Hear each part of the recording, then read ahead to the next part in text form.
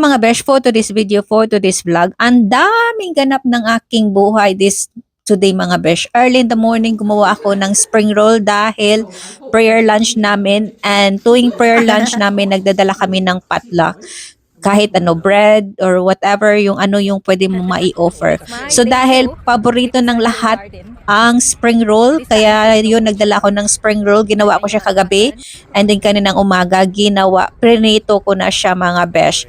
And then after ng prayer lunch namin, ay dali-dali naman akong sumakay ng aking tarak-tarak na service. Yung train mga besh, yun yung aking service, o diba bongga? Dahil si Dudong Richard gustong pumunta dito sa Kew Garden sa Orchid Show, at sinamahan ko naman siya. Kaya super duper busy ang aking araw. And nagustuhan naman niya yung mga orchids. First time niyang pumunta. And pangalawang bisis ko na ito for this week. Monday and ngayon Wednesday. And marami akong nakikita na hindi ko nakita nung nakaraan nung pumunta ako mga besh.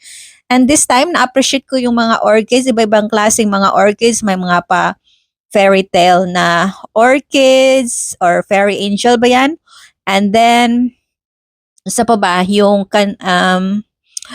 lady show orchid. Ang dami talaga mga besh na super ma-appreciate mo talaga. And then, plano kong pumunta ulit dito bago matapos yung show. So, maghahanap ako ng aking kaibigan. Baka si Ate Rosana i-invite ko siya. Baka available siyang pumunta dito. So, yun yung aking ganap ay... So, yun. Ang hirap pala mag-voice over nito mga besh. Oy, so, yun lang ang aking kwento. Bye-bye for now.